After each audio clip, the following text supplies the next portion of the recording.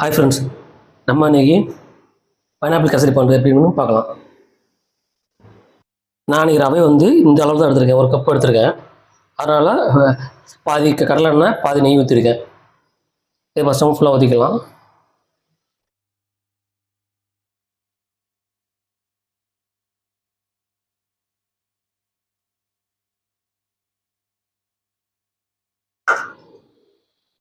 நீங்கள் நினைக்கலாம் இவ்வளோ ஊற்றிருக்கேன்னு, ஆனால் இவ்வளோ ஊற்றினா தான் டேஸ்ட் கிடைக்கும். 2-3 நாள் வச்சு சாப்பிட்லாம். நீங்கள் கம்மியாக ஊற்றி பண்ணும்போது அப்போ மட்டும்தான் நீங்கள் சாப்பிட்ற மாதிரி இருக்கும்.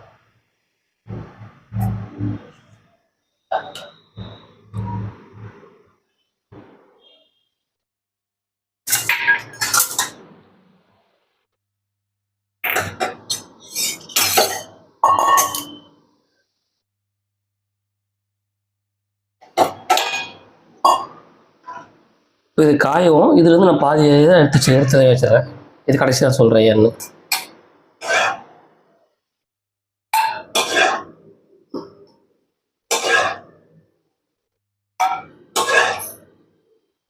இது நான் பாதி எடுத்து வச்சுட்டேன். அது வரமா வச்சுக்கலான்ட்டு. இப்போது அடுத்து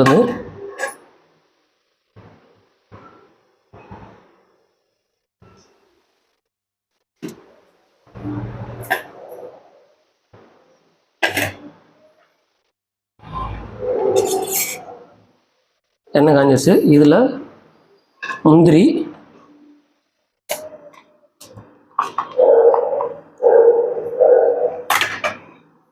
கிறிஸ்மஸ் பழம் இங்கே நம்ம ஆட் பண்ணிக்கலாம். இது உங்களுக்கு எவ்வளோ தேவையோ ஆட் பண்ணிக்கலாம், ரொம்ப சேர்க்காதீங்க.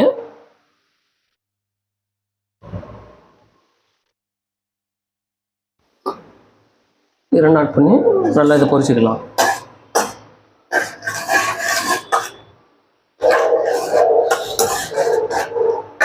நம்ம கல்யாணம் வீட்டு ரவா கேசரி நல்லா கேசரி மாதிரி பைனாப்பிள் கேசரி மாதிரி செம்ம டேஸ்ட்டாக இருக்கும். இதே மாதிரி பண்ணி பாருங்கள்.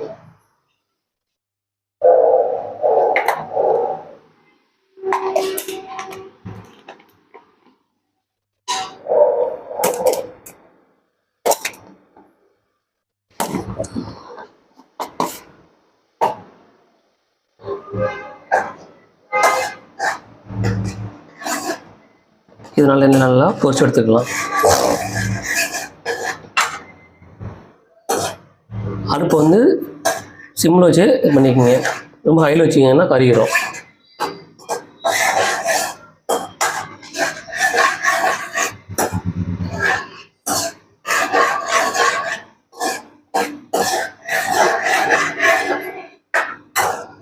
நீங்கள் அளவு கரெக்டாக இருக்கணும். அளவு மாறிடுச்சுன்னா டேஸ்ட் வராது, உங்களுக்கு மாதிரியாக வந்துடும். ஓகே, இப்போது நல்லா பொரிஞ்சிருச்சு. இப்போ ஸ்லிம்லேயே வச்சு நான் ரவையை போட்டுறேன். ரவை எடுத்து வச்சுருங்க.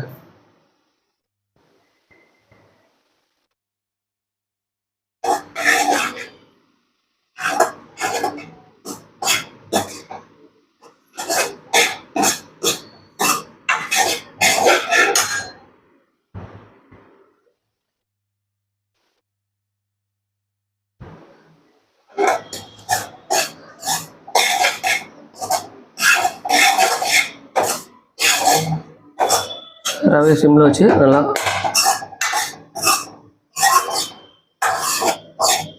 வறுத்து எடுத்துக்கலாம்.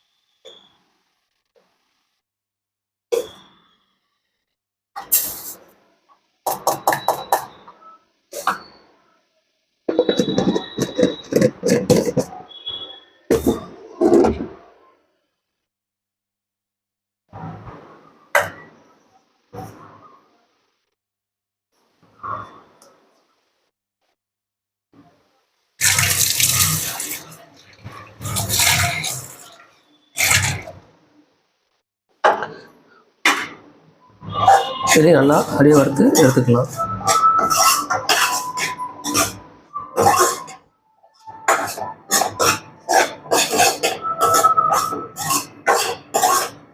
கொஞ்சம் பாஸ்ட்டாக வச்சுக்கோங்க.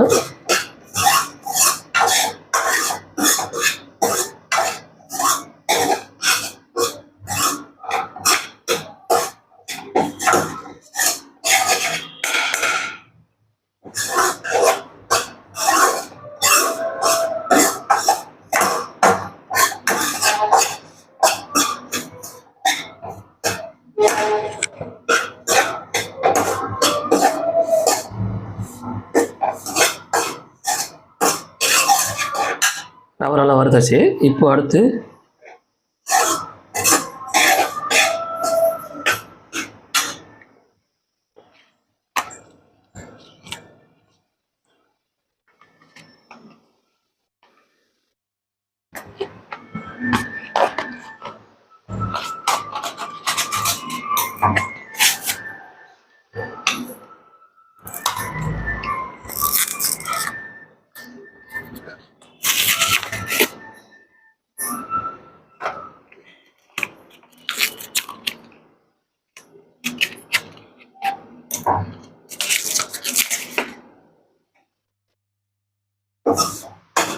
கலருக்காண்டி நீங்கள் வந்து கலர் பொடியெல்லாம் சேர்க்கலாம். Kesari colour powder. நான் வந்து கேசரி கலர் சேர்க்கல, அதுக்கு சொல்லி குங்குமப்பூ சேர்க்குறேன்.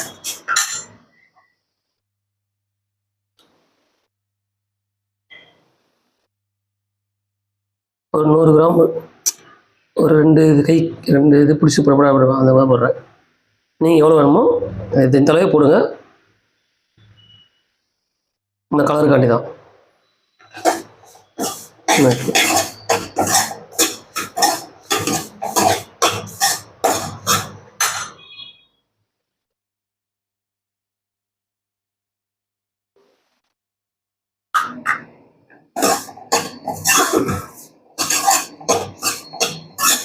இது நல்லா அப்படியே வறுத்து பண்ணிக்கலாம்.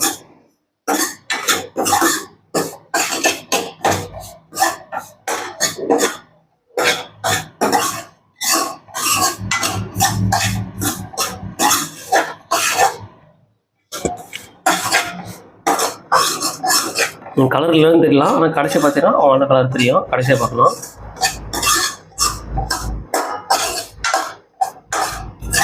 இப்போ அடுத்து பைனாப்பிள் நான் கொஞ்சமாக போடுறேன். நான் 2 பேருனால கம்மியாக கொஞ்சமாக போடுவேன்.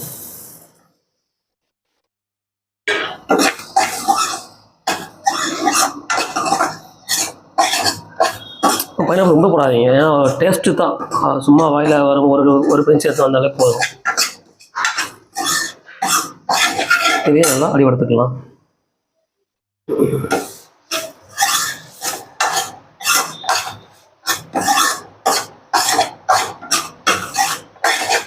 நான் சிம்மில் வச்சு தான் பண்ணிட்டுருக்கேன், ஃபாஸ்ட் ஆக்கில். அப்புறம் வச்சது தான், அதுக்கு சிம்மில் வச்சுட்டேன்.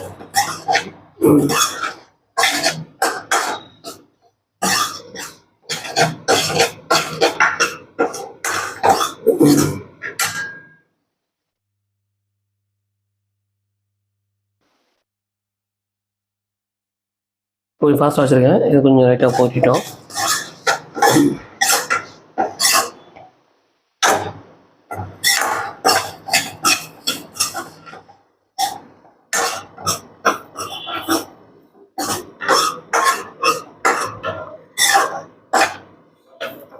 நீங்கள் கேசரி பொடியும் போடலாம், ஆனால் நம்ம வந்து நேச்சுரல் கலர்லாம் குங்குமப்பூ கலரில் போடுறது.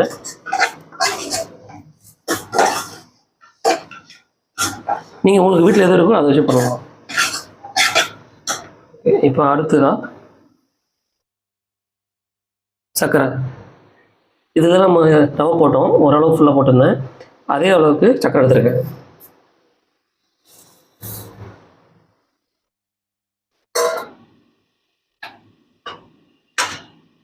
இதையும் போட்டு நல்லா கிண்டிக்கலாம்.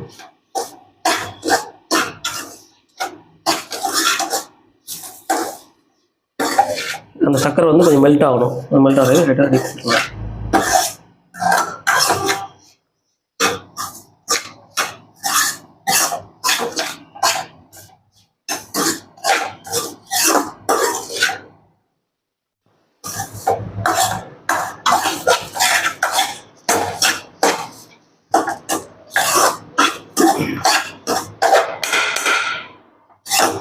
ஒரு நிமிஷம் நல்லா கிண்டிட்டே இருங்க, இந்த சர்க்கரை நல்லா மெல்ட் ஆகிற வரைக்கும்.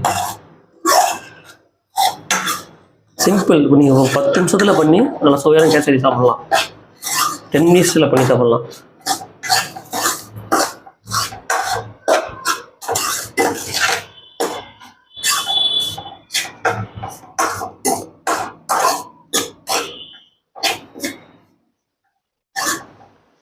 ஓகே, இப்போது நல்லா சர்க்கரை மெல்ட் ஆயிடுச்சு. இப்போ அடுத்த நம்ம தண்ணி ஊற்றலாம். அதில் தண்ணி பார்த்திங்கன்னா நான் நல்லா வெந்நி வந்து நல்லா நல்லா கொதிக்க வச்சுருக்கேன். வெந்நி தான் ஊற்றணும், பச்சை தண்ணி ஊற்றாதீங்க. நான் வந்து 1 கப் ரவை போட்டிருந்தேன், அதனால் 2 கப் தண்ணி ஊற்றுறேன்.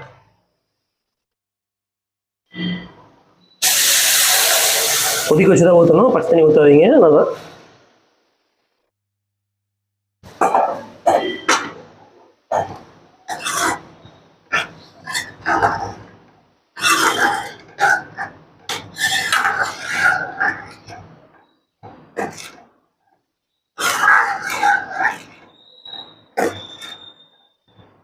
இப்போ தான் வந்துருங்க. கலர் வந்து இந்த கலர் வந்துருக்கும், கேசரி கலர் உங்களுக்கு வந்துருக்கும். இப்போது அடுத்தது கொஞ்சம் நல்லா ஃபாஸ்ட்டாக வச்சு லைட் அடி கிண்டி விட்டுருங்க. இப்போது வச்சுட்டு ஃபஸ்ட்டு நம்ம சொன்னோம்ல, அது என்ன எடுத்து வச்சோம்ல, அந்த நெய்வேதியம் அந்த அறது அதை இப்போ ஊற்றிடலாம்ல.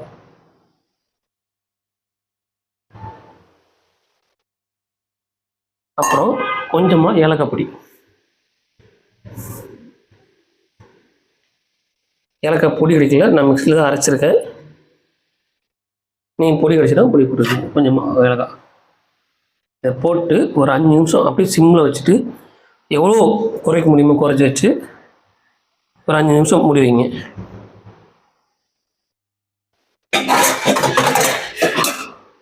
எந்த டிஸ்டர்ப் பண்ணாதீங்க. ஒரு 5 நிமிஷம் மூடி வச்சு 5 நிமிஷம் கழிச்சு நம்ம வந்து பார்க்கலாம். இப்போ 5 நிமிஷம் ஆயிடுச்சு. இப்போ நம்ம வந்து பார்க்கலாம். இதில் நான் ஒன்று சொல்லாமல் விட்டேன், சொல்லிடுறேன். உப்பு வந்து ஒரு பிஞ்ச் உப்பு போட்டுருக்குங்க. அதை ஃபஸ்ட்டே ரவா இருக்கும்போது போட்டுக்கலாம், சக்கரை போட்டு. இப்போ போடுறேன், அது மறந்துடுச்சு. இப்போ சொல்லிட்டு வந்துட்டேன். என்ன சுகர் இனிப்பு பண்ணாலும் அதில் வந்து கொஞ்சம் லைட்டாக உப்பு போட்டுங்க, ஒரு பிஞ்ச் உப்பு.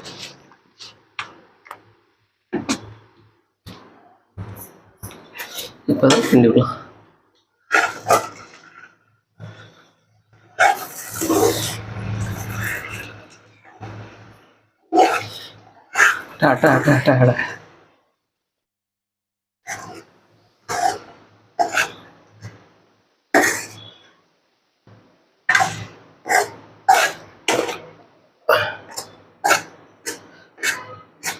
சிம்மில் வச்சுக்கிங்க, ஃபாஸ்ட்டாக வைக்காதீங்க. வச்சிங்கன்னா அதை அடி பிடிச்சிரும்.